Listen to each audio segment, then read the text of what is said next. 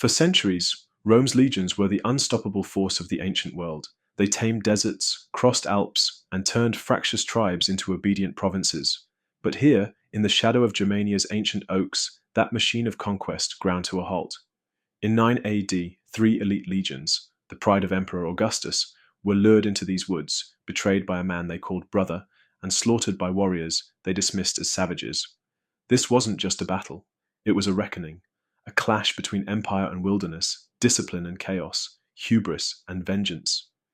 Today, we uncover how Rome's greatest defeat reshaped Europe, and why Germania became the graveyard of its northern dreams. To understand Teutoburg, we must first ask, why did Rome care about Germania? This wasn't Egypt, with its grain, or Greece, with its culture. Germania offered little but timber and trouble. Tacitus wrote its people were neither fully conquered nor fully free, and that infuriated Rome. Conquering Germania became a matter of imperial ego. Augustus, fresh from crushing Mark Antony, saw it as his destiny to surpass Julius Caesar. Caesar tamed Gaul, Augustus would tame the barbarian chaos beyond the Rhine. But Germania defied Rome's playbook. No cities to tax, no roads to control. Tribes like the Cherusci and Marcomanni roamed forests thicker than Amazonian jungle, surviving winters so harsh even wolves starved. Rome's legions, masters of siege warfare, found themselves chasing ghosts. Tribes ambushed supply lines, poisoned wells, then melted into the mist. Yet Rome kept pushing until it found the perfect puppet to civilize the wilderness, Arminius. Arminius was Rome's masterpiece, and its fatal blind spot. Taken hostage as a boy, he was groomed in Roman schools, fought in Roman armies, and earned the equites, a knight's rank. He spoke Latin better than his native tongue. To Governor Varus, he was proof Germania could be tamed. But beneath the polished armor beat the heart of a wolf. Rome never understood the duality of its model barbarian. While Varus taxed tribes into rebellion, Arminius seethed. His father, Segima, chief of the Cherusci, had submitted to Rome, but his uncle, Inguiomer, preached resistance. Torn between worlds, Arminius made his choice. He'd use Rome's tactics to destroy Rome. For months, he played both sides. To Varus, he was the loyal scout, warning of rebel uprisings. To the tribes, he was Hermann, the chieftain who'd unite them, his genius exploiting Roman arrogance. Varus, a bureaucrat with no combat experience, trusted him completely. Why? Because Romans believed civilization was irresistible. They never imagined a barbarian could outthink them. In September 9 AD, Varus marched 3 legions, 17, 18, 19, into the forest. Arminius rode beside him, whispering of a small revolt near the Weser River. But the path he chose was a death trap, a muddy trail flanked by swamps and hills. Even the weather turned traitor. Torrential rains collapsed the road. Wagons sank. Men drowned in their armor. Then, the first javelin struck. Day 1.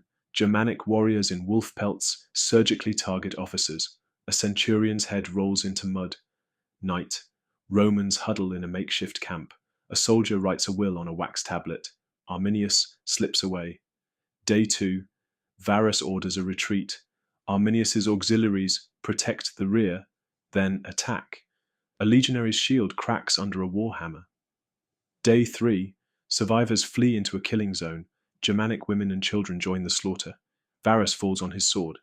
This wasn't warfare, it was extermination. Germanic fighters used the forest itself as a weapon, rolling tree trunks onto the road, herding Romans into bogs. When swords broke, they fought with rocks and teeth. Of 20,000 Romans, historians believe fewer than 1,000 escaped. The rest were sacrificed to Woden, their skulls nailed to trees. When Augustus heard, he reportedly wandered his palace for days, crying, "Quintilivare, legiones rede!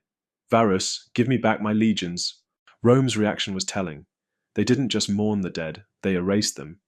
The 3 legions' numbers were retired forever. Poets scrubbed mentions of Germania from Augustus's glory lists. Yet the defeat haunted Rome. Future emperors like Tiberius and Germanicus launched punitive raids, but conquest? Too risky. As historian Adrian Goldsworthy notes, after Teutoburg, Rome stopped expanding, it began defending. The Rhine became civilization's edge. West of it, roads, aqueducts, Latin. East, a stew of tribes that would evolve into the Germanic nations. Without Teutoburg, there'd be no Charlemagne, no Holy Roman Empire, perhaps no world wars. Even Christianity's spread slowed. Missionaries avoided the pagan wilds for centuries. Arminius's legacy is a Rorschach test. To 16th century Protestants, he was a defender of faith against Rome's papist tyranny. To the Nazis, a proto-Aryan hero. Yet modern archaeology tells a darker tale. Excavations at Calcary's Hill reveal mass graves, Romans buried alive, horses slaughtered mid-gallop. This wasn't noble resistance, it was primal fury. Teutoburg's lesson isn't about barbarians versus empires, it's about the limits of power. Rome failed here not because it was weak, but because it refused to see Germania for what it was, a place that couldn't and wouldn't be ruled. In the end, the forest swallowed the legions, the wolves outlasted the eagles, and history took a detour we still walk today. If this clash of empires left you hungry for more, smash that subscribe button and ring the bell. We're digging up history's buried battles every week, from forgotten rebellions to the sieges that shaped nations. Drop a comment below. Could Rome have conquered Germania with a different strategy? Or was the forest always destined to win? Let's debate. And if you want to see another empire's fatal mistake, check out our video on the Mongols' failed invasion of Japan. Until next time, remember, history isn't just about the past, it's about understanding the forces that still shape our world.